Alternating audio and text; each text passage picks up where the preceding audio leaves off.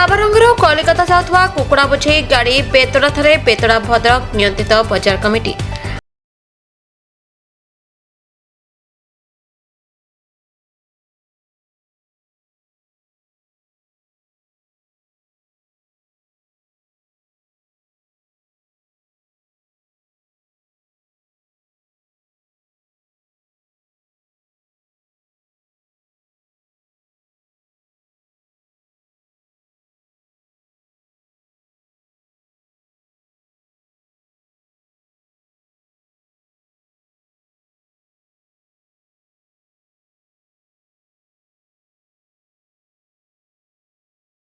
Vice president Pradeep Kumar दास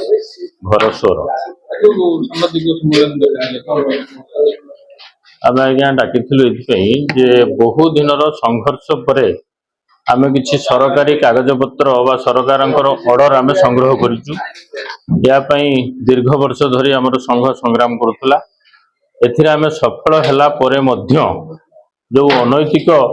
अर्थ आदाय करुले RMC कर्मचारी माने विभिन्न जिलार विभिन्न स्थान मानक सरकार चिठी अवगत कराइला से अनैतिक अर्थ आदाय को चालू रखिंट एवं ए प्रकार गोटे सांघातिक केस विगत किछि दिन तले होली दिन राजघाट रे घटिथिला पुणी तार पुनरावृत्ति बेतड़ारे घटी से आम वासुदेवपुर थानार द्वारस्थ होइथिलु एवं तांकु आमे किछि अनैतिक कार्य विरुद्ध रे सेमानंको प्रति किछि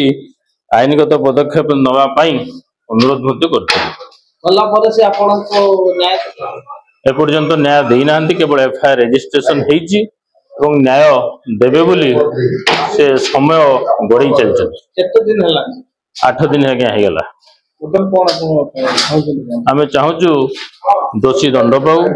एवं एटा दृष्टांतमूलक दंड हो जेपरिक ओडिशा राज्य स्तर रे आ कोनोसी आरएमसी कर्मचारी ए प्रकार निशासक्त अवस्था रे अर्धरात्र रे ए प्रकार अनैतिक अर्थ आदाय करबा पई साहस करिवे ना। साबरंगरू आज्ञा गोटे कलिकतार कुकुड़ा गाड़ी बाहर राज्यर आम ओडिशा रे वर्तमान कुकुड़ा प्रोडक्शन रे ऑल इंडिया रे 1 नंबर पोजिशन रे अछि जेतिक उत्पादन होउची 40% मात्र ओडिशा रे कंजप्शन होउची 60% आमे पड़ोसी राज्य को रप्तानी करूछु आमे हमर निजर व्यापारी मानन को कुकुड़ा बाहर राज्य को देई थाउ गोटे बाहर राज्यर गाड़ी कलिकता गाड़ी साबरंगुर रोड वासुदेवपुर देई से कलिकता जाउथला राति 11टा समय बेतड़ा आरएमसी रो कर्मचारी माने निशासक्त अवस्था रे ताठू जोर जबरदस्त जुलम करी अर्थ आदाय करुले एवं दुनिया अश्राव्य व्यवस्था गाड़ी दे जुलम देखुले से गाड़ी वाला आमर संघ सभापति उपसभापति सेक्रेटरी एवं पाख पाख किसी व्यापारी भाई मानू राति जणाइबा परे आमे आसी सेठी उपस्थित होइथिलु सेमानंकु बारंबार अनुरोध करने सत्वे आमर कौन कथा शुणी नथिले सेथिपा आमे वासुदेवपुर थाना को अवगत करैलु एवं थाना गाड़ी जाई गाड़ी मुकुला भद्रक जिला वासुदेवपुर ब्लॉक शेख सहित कादिर का report the Republic Odisha 24 news.